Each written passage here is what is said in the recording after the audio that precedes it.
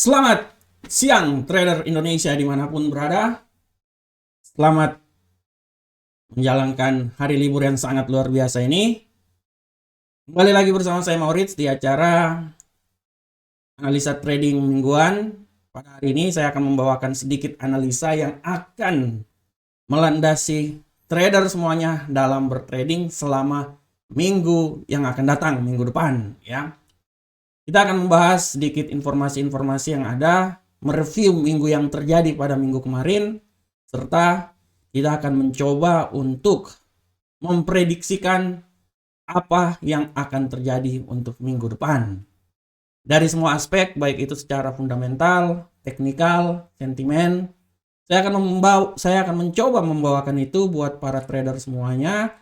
Semoga para trader bisa mengambil intisarinya, dan dari intisari tersebut para trader bisa melakukan analisa dan bertrading berdasarkan style dan cara trading dari trader masing-masing. Oke trader semuanya, tanpa membahas waktu lebih lama lagi, kita akan langsung masuk di analisa mingguan kita pada hari ini. Tapi sebelumnya saya mengucapkan Assalamualaikum warahmatullahi wabarakatuh buat trader Indonesia dimanapun berada. Trader A-Market, salam profit Indonesia. Kita langsung masuk trader. Saya akan coba masuk pada platform kita. Tapi sebelumnya saya akan membaca sedikit dulu informasi yang ada ya. Ini adalah platform dari A-Market. Oke, kita akan masuk trading view ya. Kita akan membahas sedikit yang akan terjadi pada minggu depan. Kalau kita melihat apa yang akan terjadi minggu depan, sebelumnya kita akan mencoba dari Euro USD, Euro angkal saham dolar. Kita mereview pada minggu kemarin, banyak sekali informasi yang terjadi, banyak sekali kejadian yang terjadi, di mana kita bisa lihat di sini bahwa pada awal minggu kemarin ya, pergerakan dari euro angkal saham dolar ini awalnya sangat relatif karena sangat dipahami kelanjutan dari Paskah ya. Hari Senin masih ada Paskah juga, masih ada libur di Amerika, oleh karena itu pergerakannya masih belum terlalu signifikan, masih datar ya. Nah, setelah hari Selasa baru dia mulai berubah ya. Pasangan mata uang euro angkal saham dolar berbalik, dan setelah itu dia melonjak sebesar 175 poin. Ya, trader bisa lihat di sini. Harus saya lihat dulu. Nah, kita bisa lihat sini ya. Oke. Nah, oke, kita bisa lihat ya. Dia berbalik ya, 175 poin. Nah, mencapai ketinggian di sekitaran 1.0935 ya, sekitar sini ya, 09. Nah, sekitar sini ya, dia mulai berubah sini ya. Oke. Nah, trader bisa lihat di situ 35-an. Setelah itu trader, sebenarnya masalah ini bukan dolar tapi euro yang didukung oleh komentar Hawkins. Kenapa? Karena ada komentar Hawkins ya dari anggota dari Dewan Pemerintahan dari Euro Central Bank ya. Selain itu juga banyak pihak juga yang menyatakan bahwa Hawkins akan terjadi. Ini yang sangat memberikan tekanan dan pengaruh terhadap mata uang ini. Nah, setelah itu juga trader harus bisa dilihat bahwa ya, sentimen pasar mulai berubah setelah statement-statement yang dilakukan oleh Gubernur Central Bank England ya, Central Bank Europe ya, Christine Lagarde ya, di acara IMF kemarin. Nah, dia mengatakan bahwa kemungkinan akan ada kenaikan tingkat euro pada bulan Juli ya, tapi ini semuanya tergantung pada kinerja ekonomi yang akan terjadi ya. Oleh karena itu beliau ya memutuskan untuk sedikit memperketat posisi pada akhir minggu kemarin ya. Nah, ini ini yang menjadi alasan juga kemarin kenapa sempat terjadi kenaikan ya, tapi setelah itu, setelah berita dari FOMC ya, agak sedikit perubahan juga yang terjadi di situ ya. Nah, apalagi kemarin kan ada FOMC ya. Nah, selain itu juga trader yang sangat salah satu faktor yang membuat pergerakan euro ini ya, walaupun secara garis besar Hawkins akan terjadi dan secara garis besar masih terjadi penurunan ya. Tapi Secara garis besar di sini kita bisa lihat bahwa ada beberapa faktor juga yang membuat kekuatan mata uang ini bisa melambung tinggi lagi. Salah satunya adalah pemilihan presiden di Prancis, ya. Ini salah satu orang bilang salah satu faktor juga, ya. Nah, di mana Emmanuel Macron hari ini, ya, tanggal 24, dan lawannya Marine Le Pen, ya. Oleh karena itu ini termasuk salah satu faktor apabila nanti misalnya kalau hari ini pemilihan dan hari ini pun juga kita bisa tahu bahwa siapakah pemenangnya, tapi udah secara garis besar petahana yang menang sih. Nah, ini bisa memberikan tekanan untuk pergerakan dari Euro USD. Tekanan terhadap dolar, Euro bisa menguat pada awal-awal permulaan minggu ini. Oleh karena itu kalau trader lihat, kita langsung masuk sekarang ya di analisa ini. Trader kalau lihat di platform ini ya, yang saya coba gambarkan ini, trader sangat bisa jelas sini. Kalau kita lihat trader ya, kita lihat sentimen pergerakannya itu dari tanggal berapa nih ya? Harus saya closingnya dulu. Oke. Nah, trader bisa lihat ya, sentimen pergerakan penurunan itu dari bulan Februari sampai sekarang. Trader bisa lihat ya, sentimennya sangat jelas akan lebih banyak terjadi bearish di sini ya. Ini ada puncaknya, dia turun lagi di sini lembahnya ya. Ini lembahnya. Nah, trader bisa lihat di sini ya.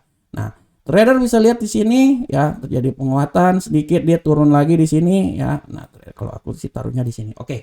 Nah, oleh karena itu saya masih beranggapan bahwa berasumsi bahwa kemungkinan besar mata uang ini dia akan sedikit terjadi koreksi, penguatan sedikit dulu, tapi setelah itu dia akan coba memberikan kekuatan untuk terjadi penurunan lagi, turun ke bawah. Oleh karena itu saya coba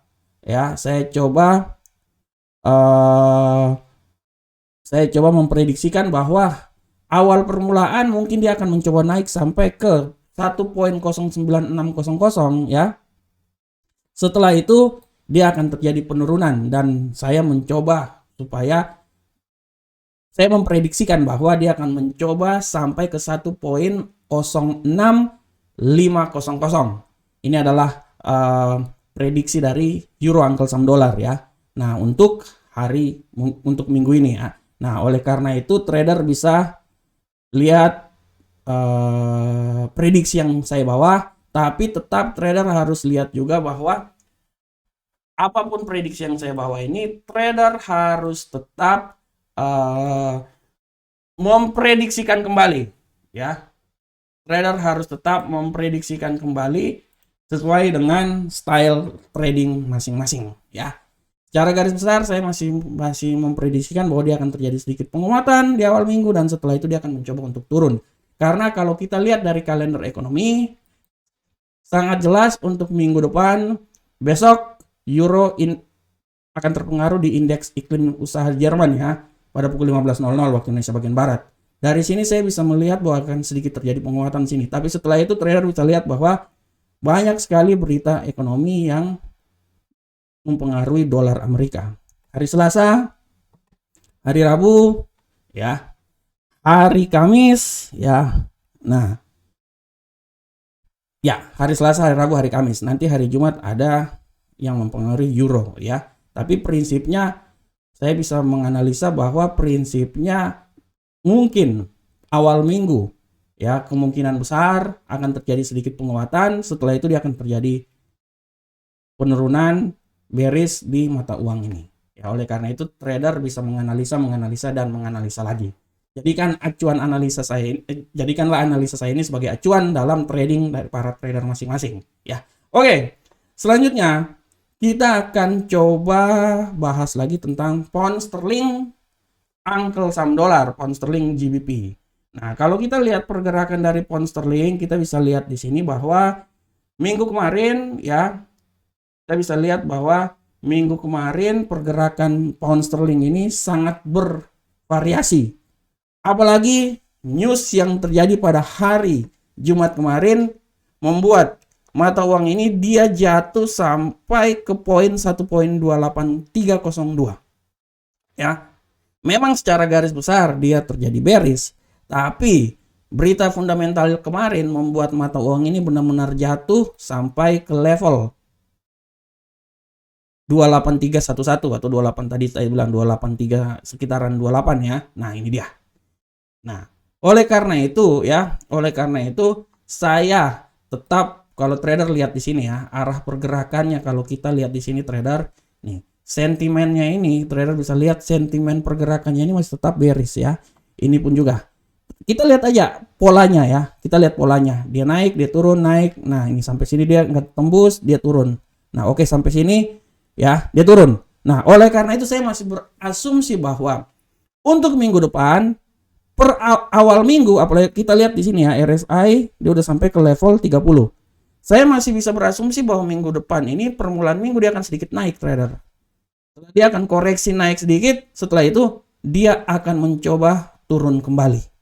Ya, dan menurut analisa saya ya, di 1.27400 adalah tujuan dari pasangan mata uang ini ya, tujuan dari pasangan mata uang ini. Oleh karena itu masih tetap tendensi akan terjadi terhadap pound sterling uncle saham dolar ini, masih tetap tendensi yang bearish, dan tujuannya adalah 1.27400. Berbicara tujuan, saya di sini kan take profitnya, tapi sebenarnya take profit itu adalah menurut saya, nanti trader bisa menganalisa lagi, tapi intinya selama minggu depan kekuatan bearish lebih kuat daripada kekuatan yang lain.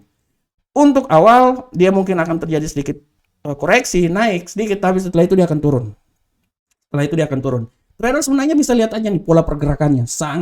Trader bisa lihat pola pergerakannya nih. Ini nih titik puncak sini ya trader ya. Nah, titik puncak sini trader bisa lihat. Oke, saya taruh lagi sini ya. Oh, sorry. Oke.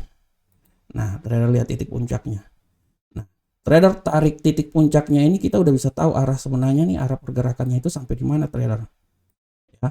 Sebenarnya trader udah bisa lihat bahwa arah pergerakannya itu sampai di mana. Nah, ini dia. Nah, ya, oleh karena itu trader sebenarnya paling gampang melihat ini. Dia setelah ini dia akan mencoba naik sedikit dulu, habis itu dia akan turun lagi. Dari garis besar ini kita bisa lihat bahwa sebenarnya arah pergerakannya itu sampai kemana. Nah, tapi tendensinya masih tetap mengatakan bahwa bearish masih kuat, dan dia akan mencoba sampai ke 1.274 bla bla bla. Dia mungkin akan sedikit koreksi, setelah itu dia akan turun lagi. Nah, itu dia trader ya. Oke, trader. Selanjutnya, kita akan lanjut ke analisa berikutnya. Kita akan coba masuk ke gold ya. Kita sekarang coba masuk ke analisa gold ya, saya biar kelihatan wajah saya sedikit dulu ya. Kita masuk ke gold trader. Kita coba lihat gold. Bagaimanakah gold hari ini, minggu depan. Nah, ini adalah prediksi untuk gold. Gold untuk minggu depan. Kita bisa lihat gold untuk minggu depan di sini ya. Oke, gold untuk minggu depan kita prediksinya di sini. Untuk gold minggu depan, trader, saya bisa bilang bahwa untuk gold minggu depan ini, saya masih bisa berasumsi bahwa gold masih bisa akan tetap turun. Kenapa? Karena gini, hawkish yang digadang-gadang oleh semua orang ya sudah terjadi, dan akibat dari hawkish itu otomatis hawkish adalah orang bilang the counter of dollar. Dalam hal ini terjadi resesi, pengetatan terhadap dolar, hawkish yang terjadi, akhirnya apa yang terjadi adalah kebalikan, opposite dari si dolar. Dolar menguat, otomatis emasnya akan melemah. Itu sangat logikanya seperti kayak gitu. Trader bisa lihat di sini ya, tendensinya trader bisa lihat arah pergerakannya semuanya pada naik semua. Kita coba tarik garis panjang. Nah, trader bisa lihat ya arah pergerakannya ya. Nah, dari sini bisa sangat jelas bahwa kita udah bisa lihat arahnya sampai di mana trader. Ya, oleh karena itu saya bisa bilang bahwa saya bisa sedikit memberikan sedikit masukan ya, bahwa kalau saya melihat ini arah pergerakannya ini dia akan turun dulu, setelah itu dia akan koreksi lagi. Oleh karena itu kenapa saya bilang bahwa gold dia akan mencoba terjadi penurunan sampai di 1895. Setelah itu dia akan counter balik lagi untuk terjadi kenaikan. Dan saya memberikan sedikit analisa bahwa tingkat dari kenaikannya itu sampai di 1946.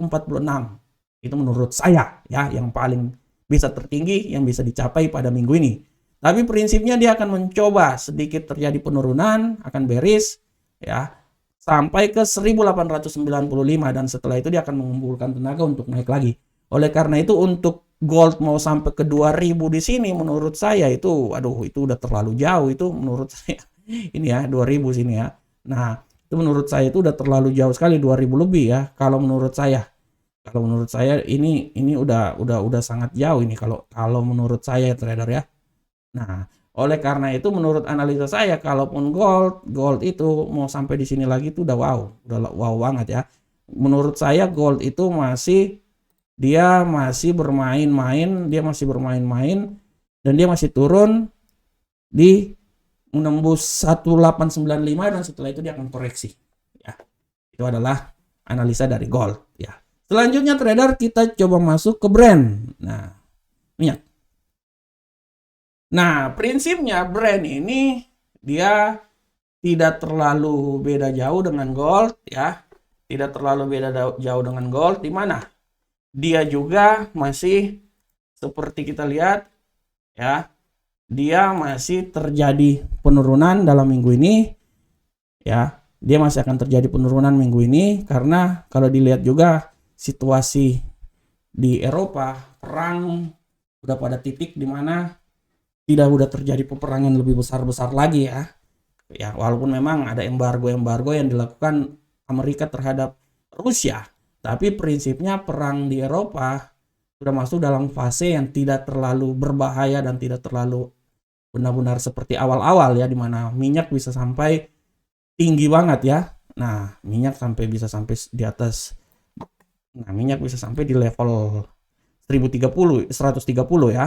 Nah, kalau sekarang minyak udah mulai sedikit mengalami penurunan dan dia udah bermain di sekitaran 105 ya, tertinggi kemarin itu sempat 114. Oleh karena itu untuk minggu ini kalau kita lihat walaupun arah kenaikannya masih tinggi, masih tetap naik, tren bullishnya masih ada, tapi menurut analisa saya dia akan sedikit koreksi dulu ya. Untuk awal-awal ini minyak akan coba sedikit mengalami penurunan sampai di level 101.200 atau 101 lah ya. 101. Setelah itu dia akan mengadakan sedikit koreksi dan mencoba menapak tingkat lagi lebih tinggi.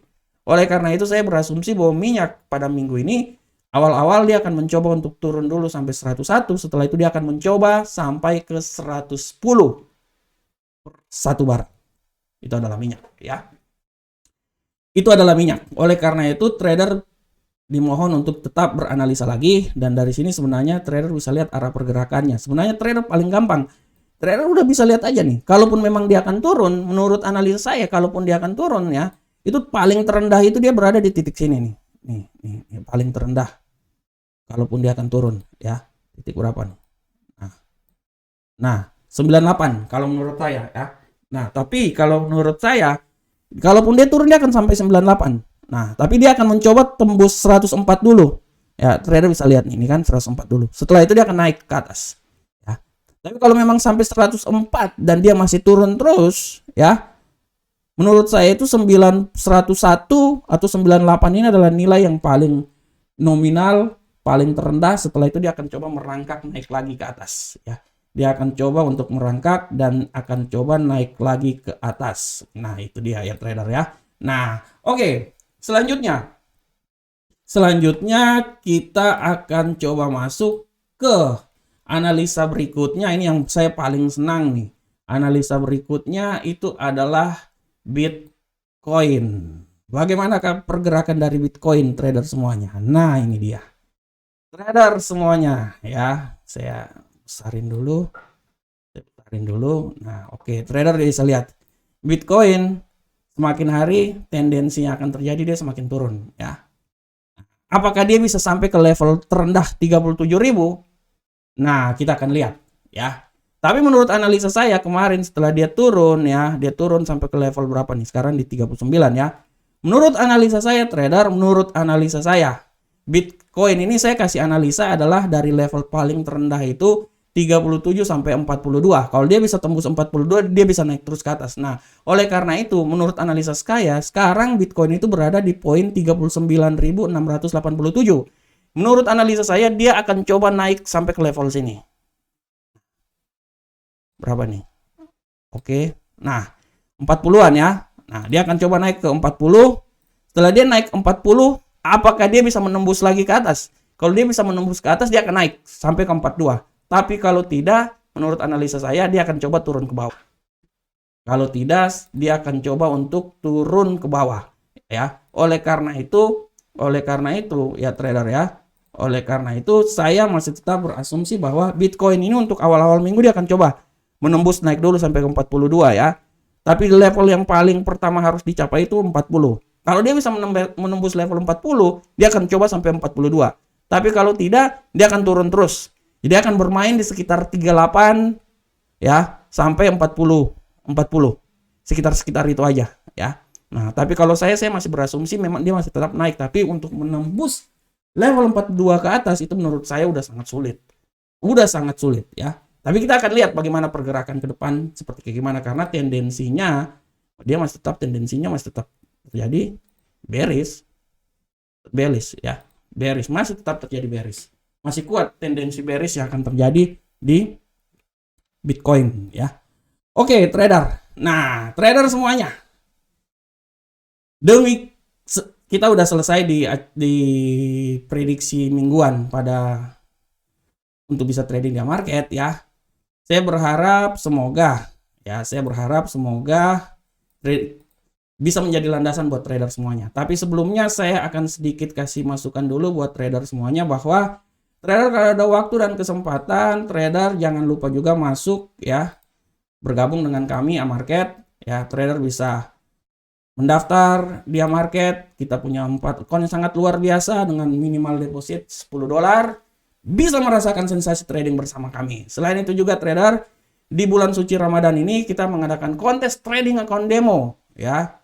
Dari tanggal 3 sampai tanggal 5, tanggal 3 April sampai tanggal 3 Mei. Silakan trading, caranya daftar, nanti di deskripsi saya ada linknya. Silakan mendaftar di sana ya. Gratis daftarnya, bisa dapat $200 untuk pemenang pertama, pemenang kedua 150, dan pemenang ketiga adalah $100.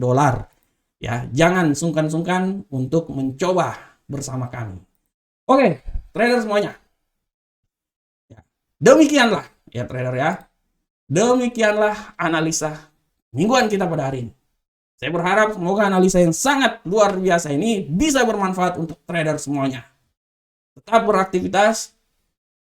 Selamat menjalankan ibadah puasa. Dan saya tetap percaya bahwa trader merupakan trader-trader yang sangat luar biasa. Saya yakin kemampuan trader sangat luar biasa. Oleh karena itu tetap beranalisa dan beranalisa terus. Akhir kata saya mengundurkan diri. Semoga analisa mingguan saya ini bisa bermanfaat untuk kita semuanya. Assalamualaikum warahmatullahi wabarakatuh. Sampai ketemu kita di pertemuan berikutnya. Salam Profit Indonesia.